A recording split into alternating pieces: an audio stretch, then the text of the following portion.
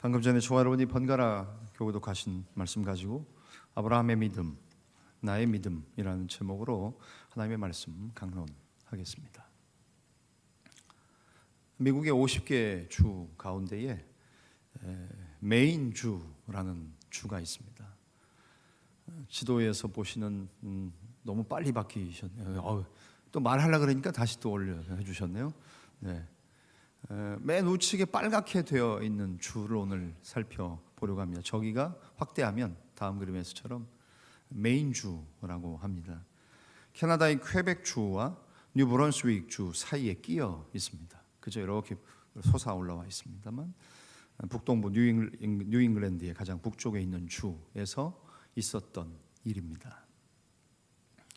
저 메인 주의 어느 작은 마을에 수력 발전을 위해 댐을 건설하게 되었습니다.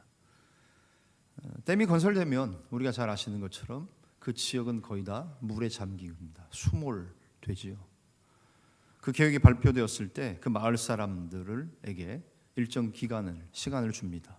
그래서 다른 곳으로 이주할 수 있는 시간도 주고 또 지금 하고 있는 일들도 계속하거나 마무리하거나 할 수 있는 상당히 많은 시간을 주었습니다.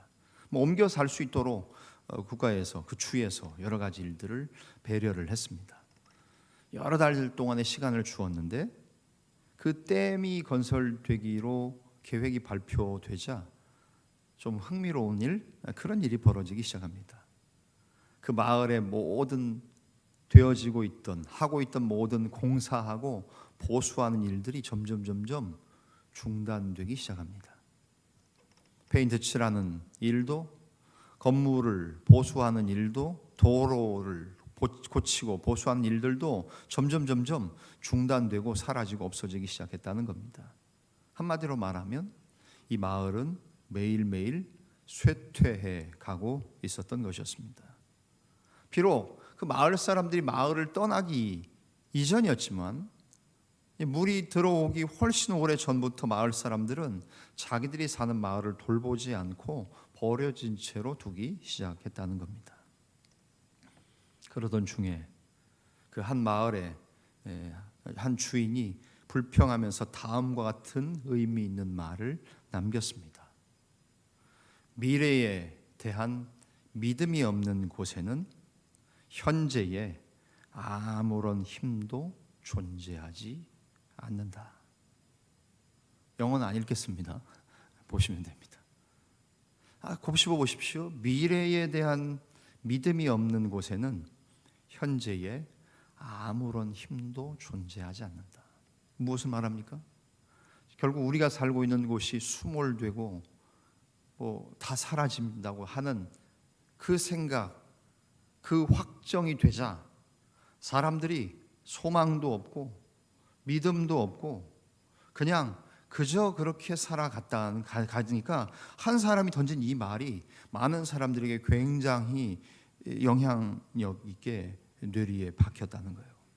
저는 이 말을 오히려 곱씹으면서 다음과 같이 다시 역으로 생각해 볼 수 있는 말이라고 생각됩니다. 위에는 나와 있던 말이 어떻게 다시 바꾸면요, 그렇다면 만약 미래에 대한 믿음이 있는 곳이라면 현재에 엄청난 힘이 존재할 수 있다는 거예요. 왜냐하면 미래에 대한 믿음이 없는 곳에는 현재 아무런 힘도 존재하지 않는다. 그럼 다 반대로 해보면, 그죠? 만일 미래에 대한 믿음이 있는 곳이라면, 믿음이 있는 사람이라면, 믿음이 있는 교회라면, 믿음이 있는 가정과 국가와 공동체라면, 다 대입할 수 있잖아요. 다 바꿔보면 미래에 대한 믿음이 있는 것이라면 현재엔 엄청난 힘이 존재할 수 있다는 거예요. 결국 믿음은 힘입니다. 그리스도인들에게 있어서는 두말할 필요가 없습니다.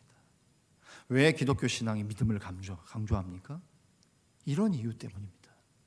믿음이 없으면 현재에 아무런 힘도 존재하지 못하기 때문에, 미래에 대한 믿음이 없는 곳에는 이 현재에는 아무런 힘이 존재하지 않기 때문에 결국 믿음이 있는 곳이라면 현재에는 엄청난 힘이 존재할 것이기 때문에 그렇습니다.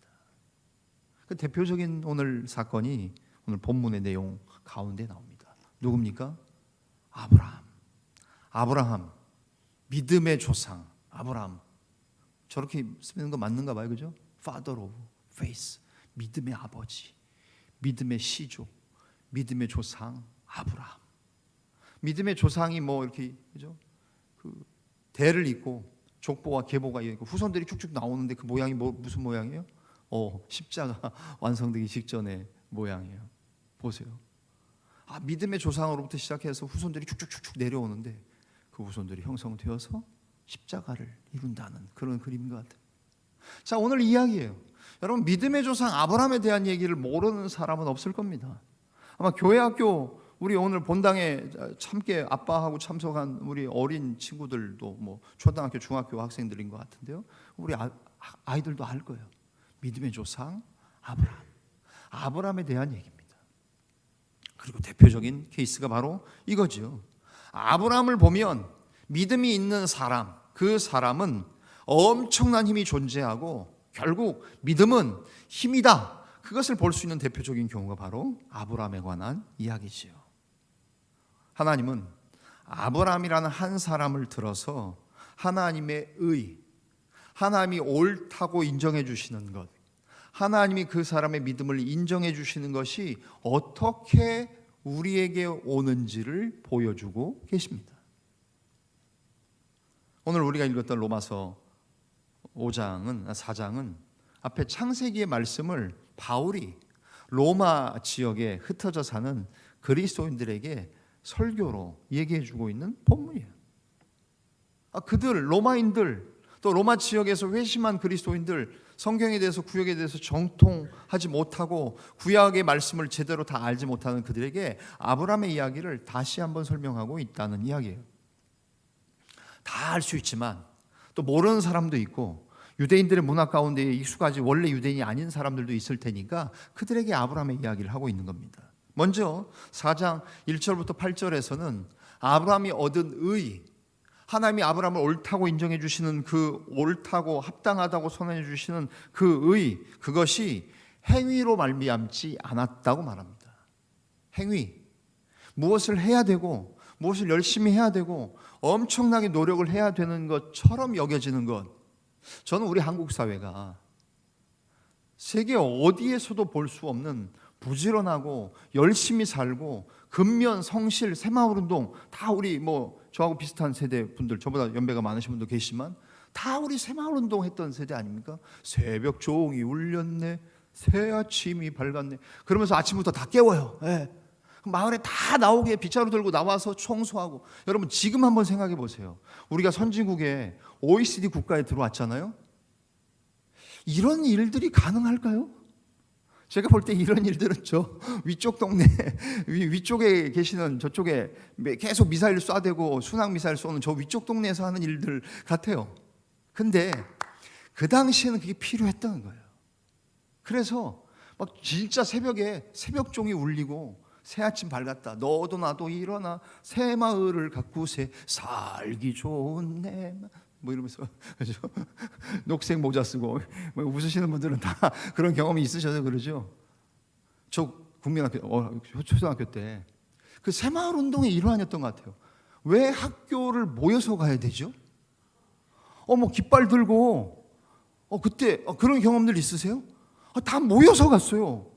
나는 내 시간에 내 스케줄이 있는데, 내 리듬이 있는데. 다 웃으시는 분들은 다 전국적으로 그랬군요. 제가 살고 있는 시골만, 수원만 그런 줄 알았더니만 여러분들 도시도 그랬나 보군요. 그때는 그런 게 필요했어요. 정말 행위로 열심히 살아야 된다, 이 나라를 세워야 된다고, 그때는 그게 필요했어요. 근데 지금 와서 생각하면 굳이 그럴 필요가 있었겠는가 하는 생각을 하잖아요. 근데 그 당시엔 그렇게 했다는 거예요. 우리 특별히 대한민국의 민족성 열심히 해요. 뭐든지 해요. 우린 쉬라 그래도 안 쉬어요. 나 65세 이후에도 나 일하겠습니다. 일자리 주십시오. 일 주십시오. 나 일하고 싶습니다. 돈 벌어야 됩니다. 우리 끝까지 일하려고 그래요. 저는 어떻게 보면 우리 대한민국의 국민들에게 이 민족성과 신앙을 한번 생각해 보면 우리가 행위로 의롭다고 여겨지는 것에 굉장히 체질화돼 있고요. 아주 적합한 된 민족인 것 같아요. 뭐 열심히 하는 건 다 잘해요. 천천히 여유 있게 놀면서 좀 쉬엄쉬엄 하는 것을 꼴을 못 봐요. 열심히 해야 돼. 내 스스로에게도 그것을 강박으로 심어요. 목사님 저도 그런 것 같아요. 대충 뭐 여유 있게 설렁설렁하는, 이게 용납이 안 되는 거예요. 무조건 열심히 해야 된다는 강박, 이게 혹시 신앙에서도 있는 건 아닙니까? 오늘 로마서를 수신하고 있는 그리스도인들도 행위로 의롭다함을 받는 것처럼 생각하니까 바울이 편지에서 한 얘기가 뭡니까? 아니야.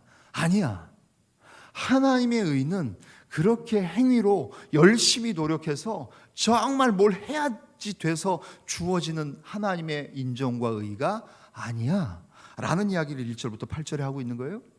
뿐만 아니라 더 나가서 9절부터 12절에서는 아브라함이 할례를 받은 것, 그 할례로 의롭다고 여김을 받은 것이 아니라고 말합니다.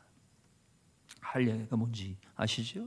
오늘 예배에 참석한 우리 초등학교, 중고등학교 청년들도 있어서 하는 얘기지만, 쉽게 얘기하면 남성의 생식기의 포피 끝을 잘라내는, 쉬운 말로 말하면 오늘날의 의학적인 표현 뭐예요? 포경수술, 서컴시션이라는 수술입니다. 유대인들은, 특별히 남자들은 자기 몸에 하나님의 언약의 표를 가지고 사는 거예요.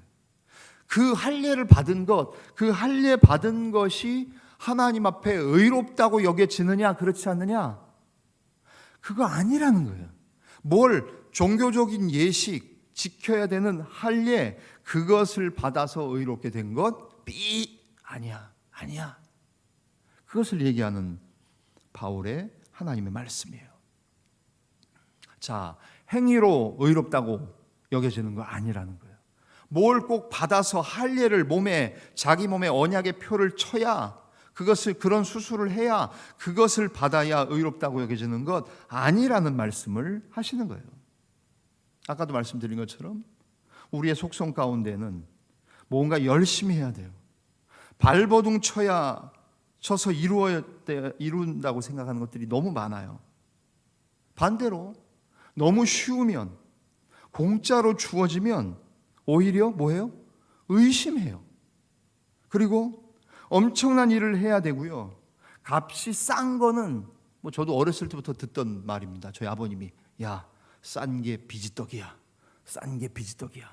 뭘 살려면 좋은 거 사라는 얘기, 아버님이. 그래서 싼 거는 그냥 정말 쓸모없다는 그런 얘기.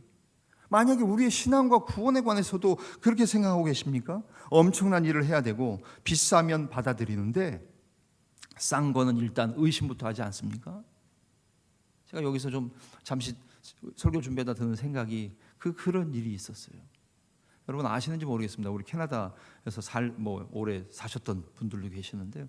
캐나다에 가면 팀 홀튼이라는 커피가 스타벅스보다 제가 알기에는 훨씬 더 캐나다의 국민 커피로 압니다.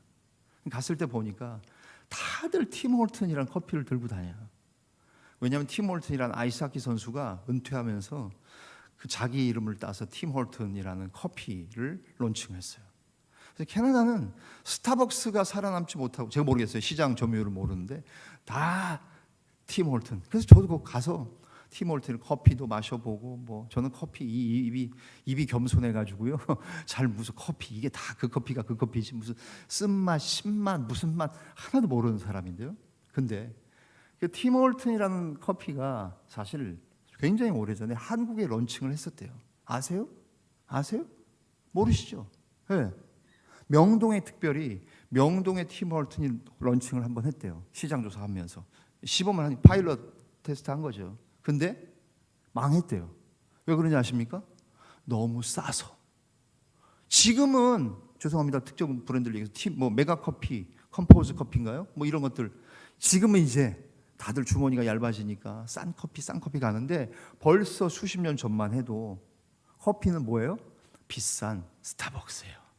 죄송합니다. 오늘 특정 상표를 너무 많이 얘기하는 아침인데, 이거 유튜브 밖에 나가면 이거 큰일 난데, 땡땡 삐 처리해야 되는지 잘 모르겠는데, 그렇죠?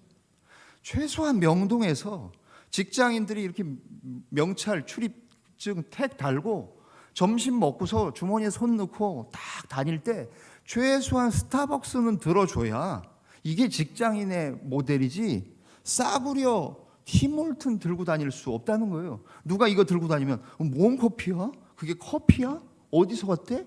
캐나다? 에이, 캐나다가 커피를 잘하겠어? 커피는 스타벅스지. 이게 더 비싸잖아요. 팀홀튼 저가로 공략했을 때 벌써 수십 년 전의 일이에요. 왔다가 캐나다 팀홀튼이 왔다가 망하고 철수했대요. 아직도 런칭 못 하잖아요. 지금은 제가 볼 때 될 것 같아요. 혹시 사업하실 분들은 혹시 캐나다 팀홀튼하고 한번 약하시면 지금 뭐 컴포즈, 뭐 메가 싸게 나오잖아요. 지금 이제 뭐 1,000원짜리, 2,000원짜리 얼마인지 모르겠는데 커피. 그래도 커피는 로뎀 카페 커피입니다. 2,000원 선경금 하는 겁니다. 우리는 이거 사 먹을수록 많이 사들수록 전방에 다 갑니다. 우리 여종들이 돈 한 푼 안 받고 정말 고생하면서 수고합니다. 오늘 갑자기 커피 얘기하는데 죄송합니다. 이 비근한 예라는 거예요. 뭐 비싸면 좋고 싼 거는 왠지 의심. 이거 싼 거를 뭐 제공한다? 이거 수상해. 의심스러워. 혹시 하나님의 구원과 하나님의 은혜에 이르는 차원에서도 혹시 한번 적용해 보자는 거예요. 내가 뭘 수고해야 되고 값을 많이 주고 얻는 것은 귀하고 명품도 그렇겠지만 비싸고 좋은 건 값을 지불해야 되고 그냥 주어지는 것은 공짜는 그냥 이건 좀 의심해야 되고 하나님의 언약과 구원에 있어서도 행위로 뭘 얻어야 된다. 할례로 의로워진다라고 생각하던 그들에게 오늘 몇 가지를 더 말씀하는 것 아닙니까? 첫 번째, 하나님은 우리에게 뭐라고 말씀하십니까? 율법으로 의롭다함을 얻은 것이 아니라고 말씀하세요. 첫 번째는 행위 아니라는 거예요. 할례로 의로워지는 거 인정받는 것 아니라는 거예요. 세 번째, 로마서 4장 전체로 올 땐 세 번째지만 오늘 첫 번째는 뭐예요? 율법으로 의롭다 하심을 받는 거 아니라는 거예요. 여러분, 구약의 율법은 613개 조항으로 되어 있다고 우리는 알고 계시지 않습니까? 상식적으로 248가지는 뭐예요? 적극적인 해라, 이거 해라, 이거 해라 하는, 하지 말라는 게 365개, 다 더하면 613개 되지 않습니까? 하나님이 마치 우리 보험증서의 약관처럼 그 깨알 같은 약관들 한번 생각해 보셨습니까? 읽어보시고 계약하십니까? 여러분 읽어보시고 계약하세요? 인터넷에 뭐 회원가입할 때 여러분 그 다 동의 얼마나 귀찮으면 맨 밑에 모두 동의 하나 나와요. 그거 체크하면 다 넘어가요. 에? 내가 어떻게 올무에 걸리는지도 알지 못하고 보험의 조항처럼, 죄송합니다, 보험업 하시는 분들, 여러분들 뭐라고 하는 게 다 아닙니다. 그죠? 마치 그것처럼 율법의 깨알 같은 약관들, 그게 그걸 다 우리가 읽고 그것들을 다 해야 되고 그런 서류를 다 구비하고 비로소 가능한 어떤 냉혹한 계약이라면 하나님은 그것을 우리에게 원하시는 바가 아니라는 거예요. 그것은 거룩한 약속이 될 수 없어요. 그렇게 깨알같이 적어놓은 것들을 다 읽고 그것들을 다 지키고 그것들을 다 해야 되는 것이 기독교라면 굉장히 피곤한 거겠죠. 이것은 사업상의 거래겠죠. 깨알 같은 글씨로 작성한 마치 약관, 이건 우리가 얻을 것이 전혀 없을 것이라는 사실만 확인해 줄 따름이라는 거예요. 하나님은, 특별히 하나님의 약속의 성취는 전적으로 하나님 그분과 그분의 길을, 그분의 법을 신뢰하는 것이 곧 하나님의 약속을 성취하는 것이라고 말씀하세요. 하나님을 믿는 것, 하나님이 말씀하신 그 말씀을 믿는 것이지 그 아래 세부에 나온 613개 그거 깨알 같은 거 다 읽어보고 다 지키고 그것을 하나씩 이행해 나가는 것은 결코 은혜일 수 없다는 거예요. 그것을 대표적으로 보여준 사람이 누굽니까? 아브라함이라는 거예요. 믿음의 조상 아브라함이 그랬다는 거예요. 하나님과 하나님이 하시는 일을 단순히 그냥 받아들이는 것에 모든 것이 달려 있다는 거예요. 그래서 아브라함의 믿음을 그렇게 하나님은 말씀하고 계십니다. 그것이 우리가 읽었던 13절부터 17절까지의 말씀이라는 거예요. 한번 보실까요? 자, 13절부터 17절까지 한번 읽으실까요? 같이 한번 읽어볼까요? 시작.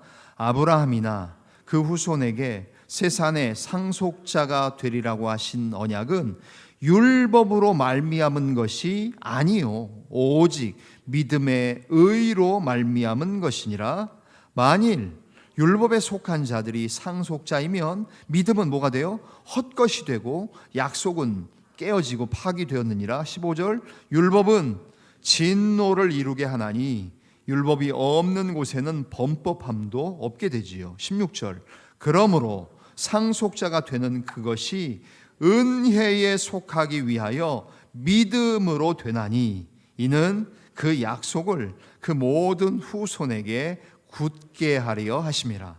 율법에 속한 자에게 뿐만 아니라 아브라함의 믿음에 속한 자에게도 그러하니 아브라함은 우리 모든 사람의 조상이라. 17절 기록된 바 내가 너를 많은 민족의 조상으로 세웠다 하심과 같으니. 여기까지요. 네? 자, 이런 이야기를 통해서 하고 싶은 얘기 뭐예요? 아까 보신 것처럼 율법으로 의롭다 하심을 받는 것이 아니라는 거예요. 생각하십시오. 기억하십시오. 하나님이 저와 여러분을 옳다고 받아주시는 것, 우리를 불쌍히 여겨주시고 용납해 주시는 것, 우리를 하나님께서 자녀 삼아 주시고 오늘도 한량없는 은혜를 내려주시는 것, 그거 보험증권에 몇 페이지에 걸쳐서 요만큼 깨알처럼 써여져 있는 것 읽으라고 쓴 걸까요? 읽지 말라고 써놓은 것은 그 사람들도 아실 거예요. 읽지 말라고 그 몇 페이지씩 돼가지고 써놓은 보험약관처럼 하나님의 그 수많은 613가지의 율법의 조항들, 그것 가지고 우리가 의롭게 되는 것 아니라는 거예요. 그건 거래라는 거예요. 하나님이 우리를 의롭게 하신 것은 그런 방법이 아니라는 거예요. 자, 로마서 4장은 세 가지를 말해요. 얘기 안 했던 앞에 두 가지. 행위로 의롭게 되느냐? 아니에요. 할례 받아서 의롭게 되느냐? 아니라는 거예요. 율법을 지키고 준수해서 의롭게 되느냐? 아니라는 거예요. 그러면 뭐냐는 거예요. 결국 마지막에 뭐 네 번째이자 오늘 두 번째이자 마지막인 건 뭡니까? 이거지요. 무엇입니까? 다름 아니라 믿음으로 의롭게 된다는 거예요. 나왔죠? 제목 한번 같이 한번 읽어보실까요? 시작. 믿음으로 의롭다함을 받았습니다. 예, 잘 보십시오. 우리가 믿음으로 의롭다함을 받는 거예요. 칭의는 수여되는 거예요. 저기 나오는 것처럼 의롭다고 여겨주시고 의롭다고 그냥 해주시는 거예요. 그리고 우리는 의로울 수 없는데 외부에서 마치 주사 맞으면 주사액이 우리 몸에 들어오지 않습니까? 이건 제 비유예요. 하나님의 의가, 칭의가 우리 안에 주사되어지는 것처럼.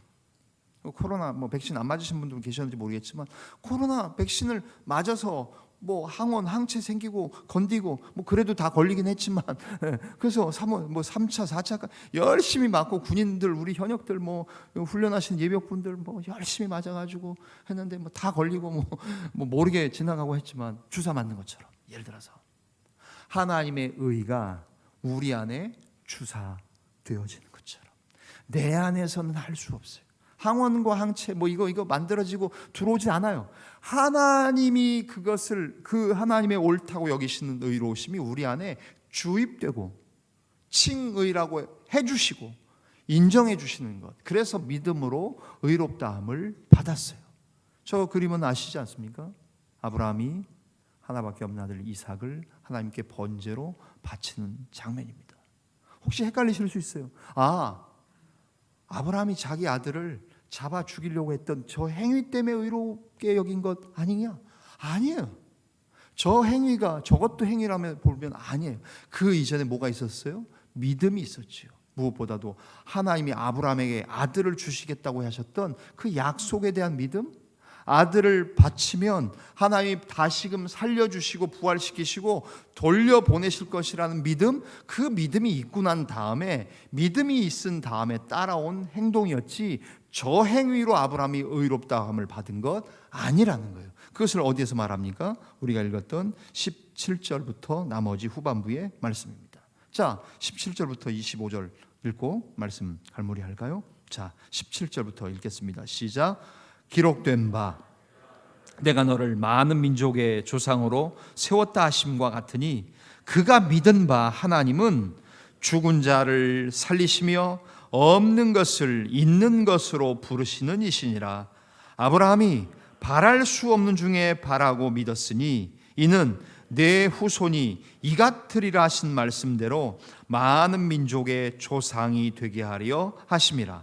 그가 100세나 되어 자기 몸이 죽은 것 같고 사라의 태가 죽은 것 같음을 알고도 믿음이 약하여지지 아니하고 믿음이 없어 하나님의 약속을 의심하지 않고 믿음으로 견고하여져서 하나님께 영광을 돌리며 약속하신 그것을 또한 능히 이루실 줄을 확신하였으니 그러므로 그것이 그에게 의로 여겨졌느니라.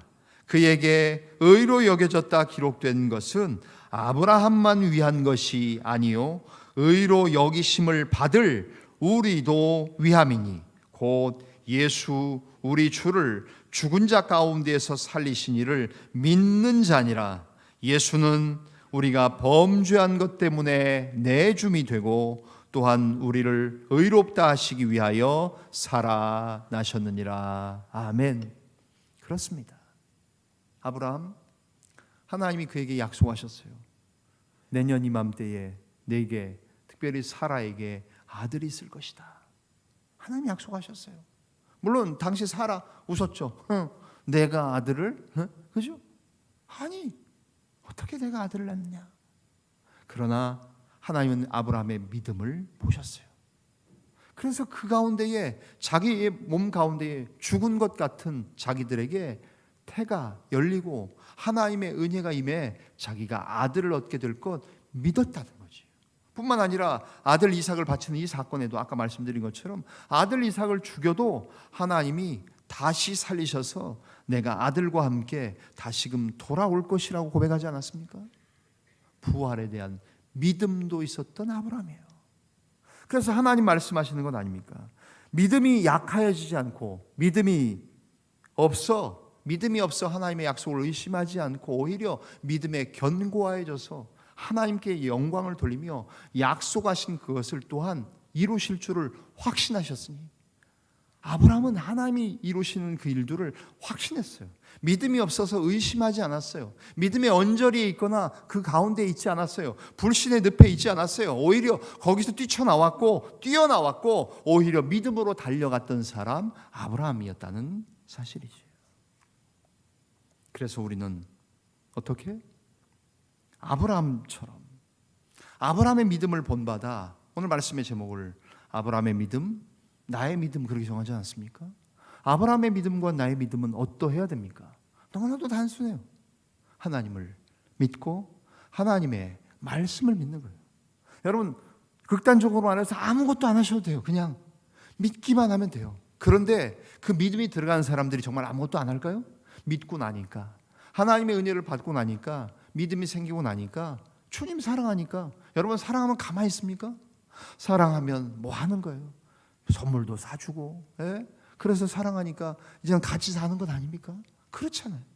하나님을 신뢰하고 하나님을 의지하고 하나님을 믿는 믿음, 아브라함의 믿음 또한 우리의 믿음이 되어야 할 것입니다. 설교 시작할 때 얘기했던 것처럼 미래에 대한 믿음이 없는 곳에는 현재 아무런 힘도 존재하지 않다고 했습니까? 아니, 미래에 대한 믿음이 있는 곳이라면 현재에 엄청난 힘이 존재하고 믿음은 곧 힘이라고 말씀드렸던 것처럼 오늘 아브라함의 믿음을 보며 사시는 저와 여러분들, 하나님 앞에서 우리가 어떻게 의롭다고, 하나님이 어떻게 우리를 인정하십니까? 교회가, 한 그리스도인이 그리스도의 완전함으로 나아갈 수 있는 유일한 길은 다름 아니라 예수 그리스도를 통한 믿음으로 의롭게 되고 예수 그리스도를 통한 믿음으로 완전케 되고 온전케 될 수 있다는 사실이에요. 예수 그리스도 십자가의 희생으로 우리에게 오신 예수 그리스도를 통한 믿음에 의해 우리를 하나님 의롭다 하시고 옳다 인정해 주시고 우리를 받아주신다는 사실을 기억하셔서 여러분들의 믿음이 흔들리고 계십니까? 여러분의 믿음이 빛이 바래지고 계시지는 않으십니까? 1월 달보다는 2월보다는 3월이 하나님 앞에서 우리의 믿음이 더 또렷해지고 더 강해지고 더 견고해지시는 놀라운 은혜가 있어지셔서 그리스도를 통한 믿음으로 의롭다고 옳다고 인정함을 받으시는 저와 여러분, 우리 사랑하는 자원교회 모든 교우들의 믿음의 삶이 되어지시기를 주님의 이름으로 간절히 축원합니다. 기도하겠습니다. 살아계신 하나님 감사합니다. 믿음은 힘인 것을 고백합니다. 아브라함이 그것을 우리에게 보여주었습니다. 하나님, 우리의 믿음을 점검하는 이 아침 되게 하셔서 감사합니다. 주여, 우리를 도와 주옵소서. 우리의 믿음 없음을 불쌍히 여겨 주옵소서. 오직 하나님을 향한, 하나님의 말씀을 향한 믿음을 가지고 그 믿음을 통해 우리가 완전하게 되고 주님 앞에 나아가는 복된 은혜 있도록 인도하여 주옵소서. 모든 것을 감사하며 축복하며 예수님의 이름으로 기도하옵나이다. 아멘.